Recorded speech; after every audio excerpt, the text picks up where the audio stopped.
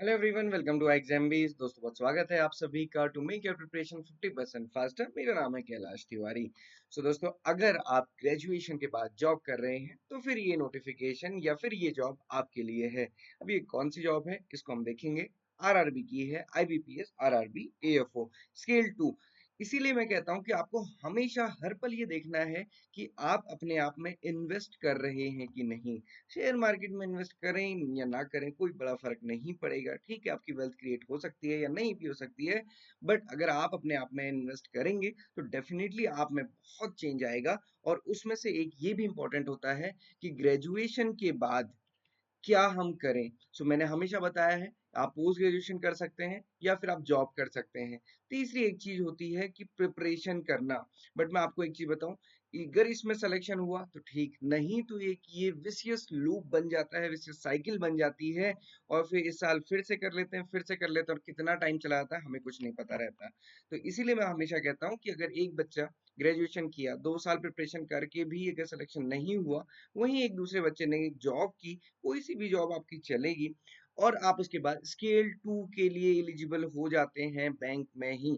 हमेशा अपने आप को देखिए, अपने हिसाब से डिसीजन लीजिए कि पीजी करनी है, कि प्रिपरेशन करनी है, कि जॉब करनी है। तीनों में डिसीजन अल्टीमेटली आप ही का होगा। बट जो भी डिसीजन हो उसके आगे भी थोड़ा सा सोचिए कि अगर ऐसा हुआ तो ऐसा, अगर ऐसा नहीं हुआ तो फिर कैसा। तो इसलिए ये मैं हमेशा आपको लगभग हर वीडियो में आपको मैं सारी बातें बता रहा हूँ, ताकि आपको ये क्लियर रहे कि जो आपकी लाइफ है और जो आपका अपना टाइम है वो हमेशा इन्वेस्टेड रहे, वो बर्बाद ना हो। ओके। दोस्तों, आईबीपीएस आरआरबी एफओ का नोटिफिकेशन आया, अपने साथ 10,000 वैकेंसीज लगभग लाया। और अब आप इसमें देख सकते हैं कि आप सभी स्टूडेंट्स बीएससी करने के बाद इसमें तो एलिजिबल होते ही होते हैं, और यहाँ पे प्रेफरेंस दी जाती है एग्री स्टूडेंट्स को। तो मेरे को इस बार काफी स्टूडेंट ने कहा है कि सर वो इस फॉर्म को फिल कर रहे हैं और वो काफी कॉन्फिडेंट भी है। जब आप कॉन्फिडेंट है ना, तो फिर आप आधा युद्ध तो ऑलरेडी जीत चुके हैं।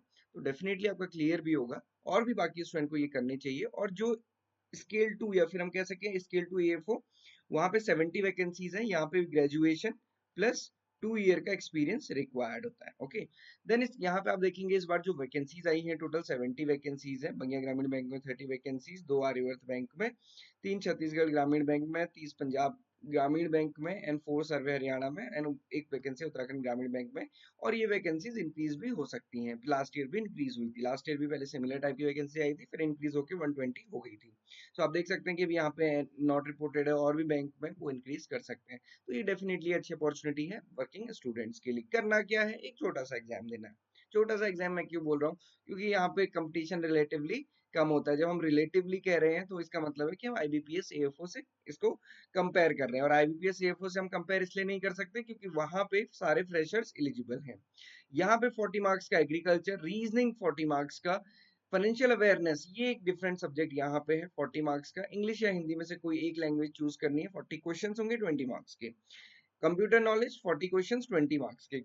Quants and data interpretation 40 question 20 marks के। टोटल टोटल 250 हो जाता है। और कंपोजिट टाइमिंग है 2 आवर 30 मिनट्स की। इन्होंने कहा है कि भाई अगर इनका मन करेगा तो इस बार ये सेपरेट टेस्ट टाइमिंग भी दे सकते हैं, सेक्शनल टाइमिंग हो सकती है। तो उसके बारे में क्या चिंता करनी है, लास्ट में आपको पता चल ही जाएगा। उसके पहले मॉक टेस्ट आप अकॉर्डिंगली सॉल्व कर लीजिएगा।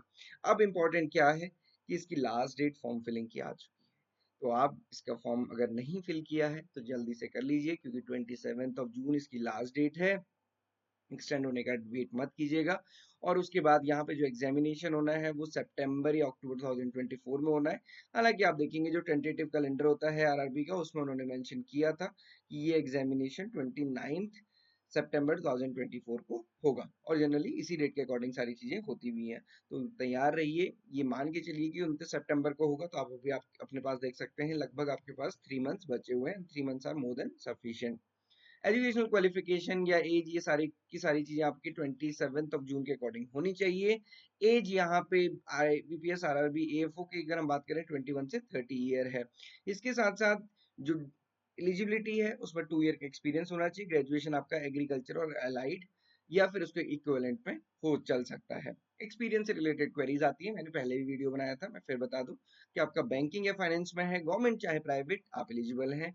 प्राइवेट एग्रीकल्चर इनपुट कंपनी में आपने वर्क किया है, सेल्स में वर्क किया है, आप उसमें एलिजिबल हैं, बस आपका वहाँ पे जॉब प्रोफाइल क्लियरली मेंशन हो। एफपीओ फॉर्मेशन, एग्रीकल्चर एनजीओ में वर्क किया है, रिलेटेड काम किया है तो भी आप एलिजिबल है। एग्रीकल्चर इंस्टीट्यूट्स में रिसर्च वर्क में भी आपने काम किया, वो एक्सपीरियंस भी माना जाता है। स्टेट गवर्नमेंट में जॉब की है तो वो सारा एक्सपीरियंस भी चलता है। तो अगेन आप देख सकते हैं ये सारे एक्सपीरियंसेस यहाँ पे वर्क करते हैं, क्योंकि उन्होंने सिंपल लिखा हुआ है कि एक्सपीरियंस इन रेलेवेंट फील्ड। तो यहाँ पे जब सिंपल ये लिखा है तो यहाँ पे कोई बहुत बड़ा इसमें हम इफ बट नहीं कह सकते हैं। आपने अगर किसी भी टाइप से 2 ईयर का एक्सपीरियंस है एग्रीकल्चर से रिलेटेड तो फिर आप एलिजिबल होते हैं।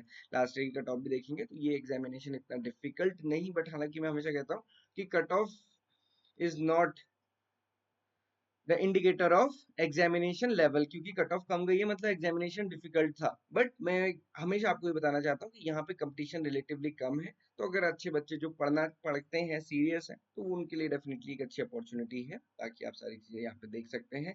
यहाँ पे सब्जेक्ट वाइज दी है, लास्ट टाइम इसमें रीजनिंग और एग्रीकल्चर और इवन फाइनेंशियल अवेयरनेस ही काफी डिफिकल्ट आया था, इसलिए आप देख सकते हैं कट ऑफ भी यहाँ पे 4.75 आउट ऑफ 40 और 1 marks out of 40 and 1.5 marks out of 40 गई थी। तो ये देख लीजिए, बाकी अपनी प्रिपरेशन शुरू कीजिए। आपको सारे previous year paper and mock test हमारी वेबसाइट पे मिल जाएंगे, आप वहां से इनको अटेम्प्ट कर सकते हैं। स्टडी प्लान भी हमने आपको दिया हुआ है, इसको आप डाउनलोड कर सकते हैं। तो स्टूडेंट बहुत अच्छे से प्रिपेयर कीजिए, किसी भी डाउट क्वेरी क्वेश्चन के आप हमें कभी भी कनेक्ट कर सकते हैं। So this is all for today, thank you for watching this video and have a great day ahead.